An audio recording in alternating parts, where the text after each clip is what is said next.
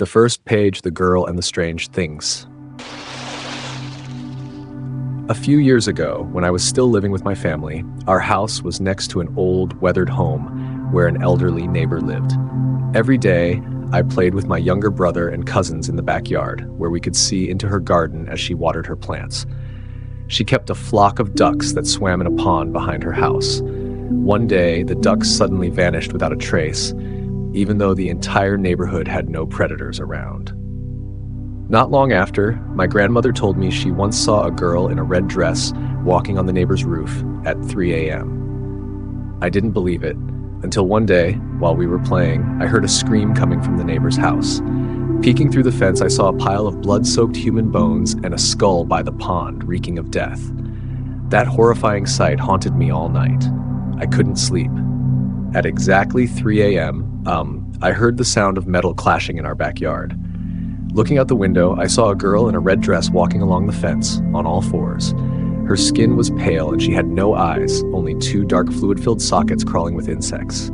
She banged on my window and screamed in agony. I froze in fear. At exactly 4 a.m., she disappeared. From that night on, the image of her face and the stench of death never left my mind. It was a terror I could never forget. Since that night, I never dared to step into the backyard again. I even begged my parents to let me sleep with them because I was so terrified. But the nightmare didn't stop there. A week later, my cousin Hui asked me to play hide and seek. He insisted on hiding near the fence by the neighbor's house, despite my warnings. When it was my turn to find him, I called out for a long time with no response. Something didn't feel right. I ran to his hiding spot. There was no one there, only scattered dirt and a few small bloodstains. I panicked and shouted for help. Everyone rushed to search, and eventually we found Han Hui unconscious under a banana tree, his body ice cold, face pale as a ghost. When he came to, he screamed and cried, saying he had seen the girl in the red dress, dragging him with her long, black, freezing cold fingernails. He struggled, but the more he fought, the more it felt like he was being pulled into the ground. If I hadn't come in time, he might have been gone forever. Since that day, Hai was never the same. He became quiet, often stared into space, mumbling strange words. One night, he suddenly sat up in bed, stared at the window, and let out a high-pitched laugh. I followed his gaze, and there she was. The red-dressed figure hovered outside, blood dripping from her eyes, mouth stretched unnaturally wide.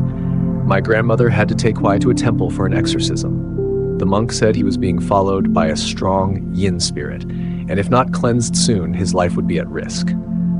After the ritual, Hui gradually recovered, but he never dared go near the backyard again. I knew that thing was still out there, lurking in the shadows, and I never forgot the soulless eyes of that girl in the red dress. We thought everything ended after Hai's cleansing at the temple, but we were wrong. The nightmare had only just begun. One evening, while our family was having dinner, the lights began to flicker, then shut off completely. Outside, the dogs barked frantically as if they were seeing something terrifying. My father stepped outside to check, but stopped dead in his tracks, face pale. I rushed after him, just as a freezing wind blew straight into my face. Beyond the fence, shrouded in darkness, was the girl in the red dress. She stood still, head tilted, her long, messy hair covering most of her face, revealing only one eye, glowing bright red. My grandmother trembled as she pulled everyone back inside and lit incense, praying over and over. "She's back, this time to take someone," she said. Her words cast a heavy silence over the entire house. That night, I couldn't sleep. Every time I closed my eyes, I saw her face, filled with resentment, and her laughter echoed in my mind. Around 2 a.m., I heard slow, dragging footsteps in the hallway. Pressing my ear to the door, I caught the sound of soft scratching. Click! Click! The noise burrowed into my skull. I gathered all my courage and opened the door a crack. The hallway was empty. But when I looked down at the tiled floor, there were muddy footprints, tiny ones like those of a girl. The next morning, my grandmother decided to bring a highly revered monk from the western provinces. As soon as he stepped into our home, he quietly said, "There's a female spirit here who has not moved on. The resentment is heavy. If not resolved soon, someone in this house will be taken in her place." Only then did I realize The girl in the red dress wasn't just a ghost. She was a warning of a tragedy left unresolved. The head monk from the west was unlike any ordinary monk. Calm and gentle in appearance, his sharp eyes seemed to pierce right through people. As he stepped into our yard, he suddenly stopped, staring intently at the jackfruit tree behind the house, the same spot where Hai had seen the girl. He said, "There's a wrongly killed woman here. No one offered her prayers, no one called her name.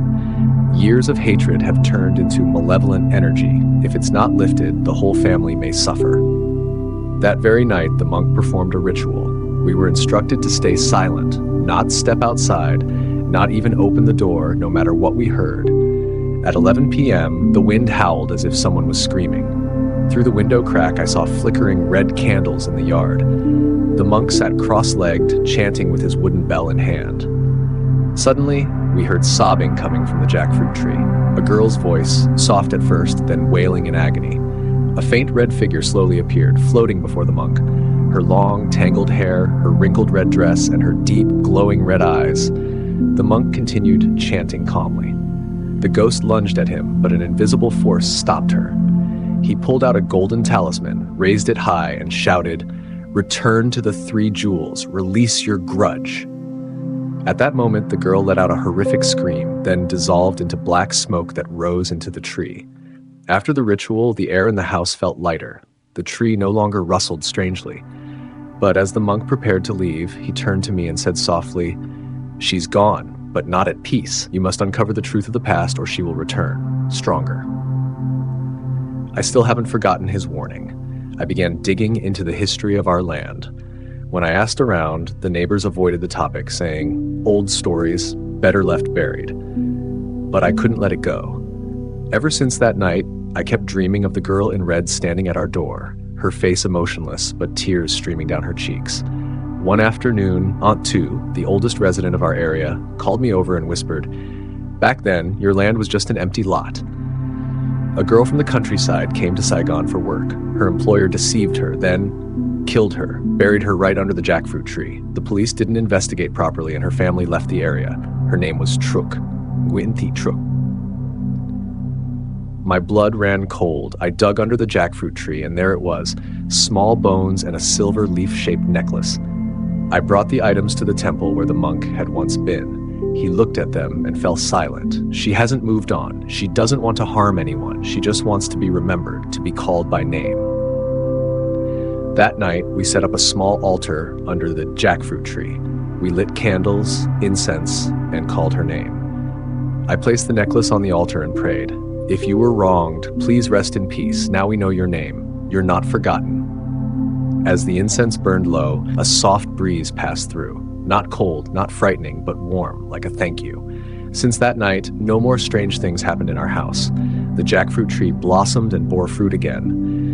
But I kept that little altar and lit incense every full moon, not out of fear, but compassion, because some spirits need nothing more than to be remembered by name. Nếu bạn muốn chuyển bản dịch này thành kịch bản YouTube hoặc audiobook, mình có thể hỗ trợ chỉnh sửa cho phù hợp định dạng đó.